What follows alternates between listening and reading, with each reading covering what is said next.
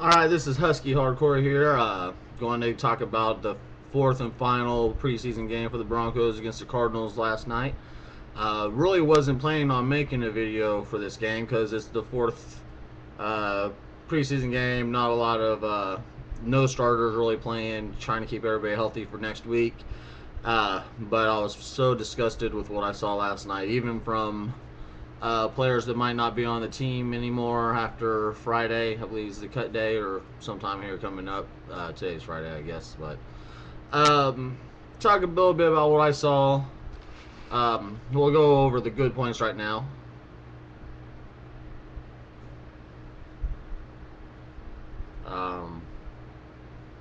Okay, let's go to the bad points. No, I'm just joking. We'll go over a couple good things. I thought we did pretty decent against the run, but I didn't write down how many run attempts they had. They only had 75 yards running, but they were throwing the ball all over us. But we did look good. We got quite a few stops in the backfield on the run. Big problem for us last year. We'll call that a little bit of a positive. Main big positive, I think we can put to bed this who's our second string quarterback now. Brady Quinn looked like crap. I've been telling people all preseason that he's getting a little too much hype. I've never liked him.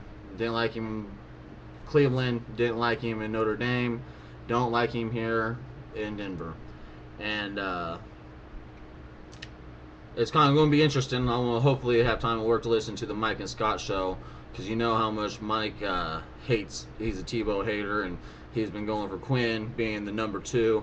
And I tell you what, if he starts going off trying to make excuses for Quinn and stuff, I'm about to go off on old Mike from Mike and Scott in Denver. People in Denver listen to it, or people like me get on the internet to try to listen to some Bronco talk. It's a horrible sports talk radio show. Pick one subject. I'll wait till I start blasting them until I hear them. But I have thought about making a segment of once a week of all the stupid things that Mike says. Think about making a YouTube segment of it. We'll go on from there. Brady Quinn, 4 for 12, 26 yards, a pick, a fumble.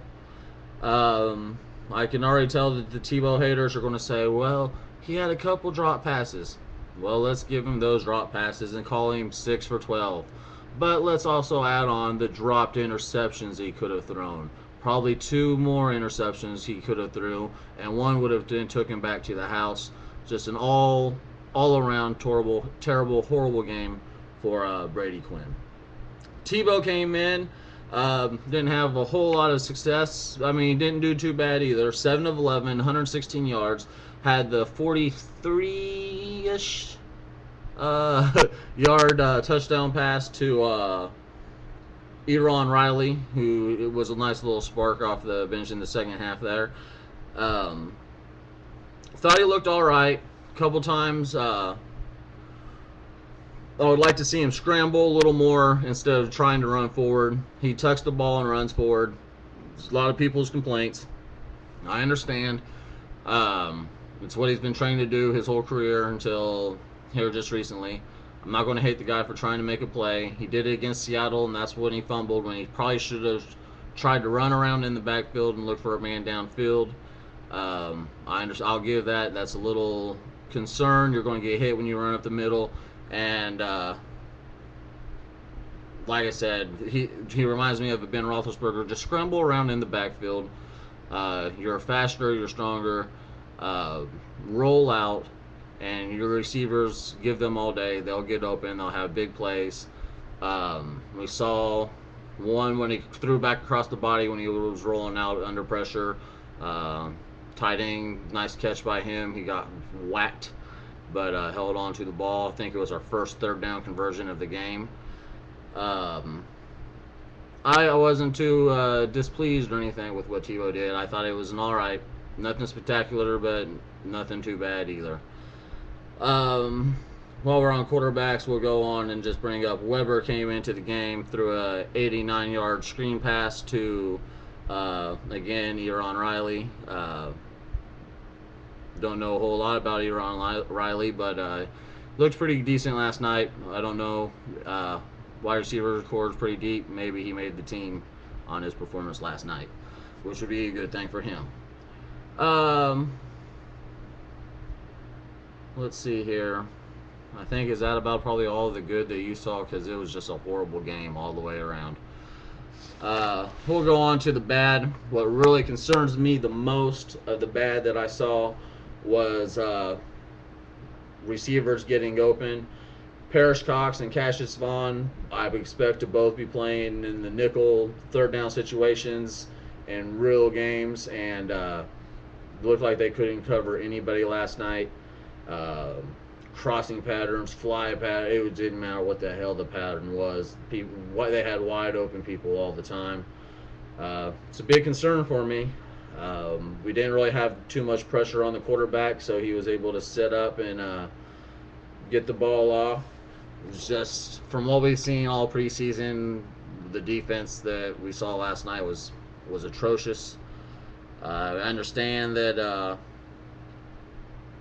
this is the fourth preseason game. Starters weren't in, but you still want to see something a little bit better than what we saw last night. It was pretty depressing. Mohammed, this was a positive, looked pretty good. Our 6th-round pick out of Cal. He had 8 tackles, 2 assists. Pretty nice night for him. Carter, number 28 from Oklahoma. He was in a lot of plays defensively, which was pretty nice to see. Defensively, we gave up 398 yards of total offense. Unacceptable, even for the backups. I know things were really vanilla. We didn't want to hurt any of their players. Before going into the season, we had a few players that kind of got hurt, but it wasn't their fault. I understand that the 4th preseason game is kind of a relaxed situation, but you still just don't want to see what we saw last night. Going over some more stats that I wrote down. We were 2 for 11, 18% on third down conversions. Have to do better in that area. Definitely have to set up ourselves a little bit better on first and second down to get those third down conversions done. And our defense let them have 9 out of 19 third down conversions at 47% of them, and that number has to be totally a lot lower. Luckily, like I said, I wasn't going to make a video. Just wanted to give you a little bit of my thoughts that I was upset. The only other thing that I really have written down here is Minor, running back, had a nice little burst of speed in the second half. He looked pretty decent. He had 6 rushes for 32 yards, 6 yards average a carry. So besides that, the one thing that I'm really most disappointed on is Cassius Vaughn and Parrish Cox. I expect to see them, like I said, in real games in the season. We want our quarterbacks to be good, but you have to have 4 good quarterbacks on your team that could be on the field on 3rd longs and 4th and longs. And last night, it just did not look like Cassius Vaughn or Parrish Cox could guard anybody. And that was kind of heartbreaking. Britton Cole quit. That was pretty decent. He had a pretty nice night punting. Second game in a row, hit the pylon. Just get a couple of inches, a little bit more, you pin him down on the one. Really like what I've seen out of him all preseason.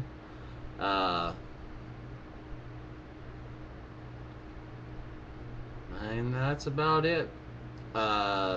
This next week coming up, I'm going to try to get done with my AFC West previews. Hopefully I'll be able to do a lot of them this weekend. We'll probably start with, well,